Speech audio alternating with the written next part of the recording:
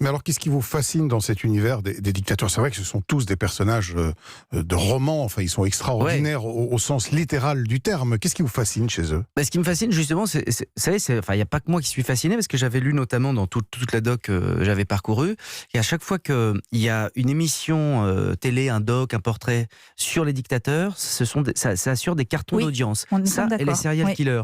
Donc je pense que... En général, ils sont un peu les deux d'ailleurs. Oui, oui, mais je pense que ce qui nous fascine, c'est que ce sont des êtres humains au départ, et on n'arrive pas à comprendre quel est le déclic, et qu'est-ce qui fait que... D'autant qu'il y a autant de parcours que de dictateurs, pour ainsi dire. Il n'y a pas à chaque fois, c'est un enfant brimé, ou qui a été battu, ou qui a connu la violence. Non, il y a des enfants qui ont grandi, qui ont été chéris dans une famille et un univers très équilibré, qui sont devenus dictateurs. Donc, je pense que ce qui nous fascine, c'est de se dire, qu'est-ce qui s'est passé pour en arriver là? Est-ce que vous en avez rencontré beaucoup des dictateurs au cours de votre carrière?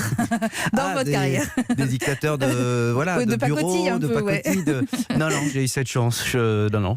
Alors, vous avez créé Looking for Kim en 2016. Est-ce que vous allez continuer d'abord à jouer ce spectacle, ou l'aventure est terminée pour vous? Non, j'ai joué la dernière fois, c'était le 6 juin à Édouard VII, c'était une super dernière.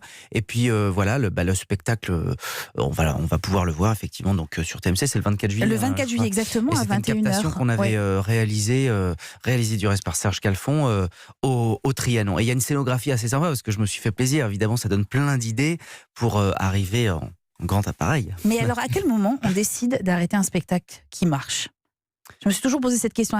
Quel jour vous vous dites, bon allez, c'est la dernière date, on arrête? Alors, je sors de tout ce projet que j'ai porté pendant des années. Déjà en montant sur scène à Édouard VII, je savais que c'était la dernière, et j'étais très très très heureux que ça se soit si bien passé, parce que mieux vaut faire envie que pitié, et s'arrêter sur quelque chose, oui, ça sert que c'est un bon souvenir. C'est comme chez Laurent Ruquier, j'ai passé 4 années merveilleuses, et puis tout d'un coup, je me suis dit, j'ai peur de faire l'année trop, donc j'ai dit à Laurent et Catherine, j'ai dit, écoutez, voilà, je crois que je vais m'arrêter, Catherine Barma, parce que c'est génial. Enfin, moi, je prends un pied total, je sais que vous êtes contents, tout le monde est content, et voilà, aujourd'hui, parfois les gens me disent, alors, vous continuez à Ruquier, alors que ça fait des années, et je leur dis, non, vous manquez, je me dis, tant mieux, moi aussi ça me manque, sincèrement, mais voilà, c'est toujours dommage de dire, là ça devient, ça tourne un peu en rond, donc voilà, donc je préfère m'arrêter sur...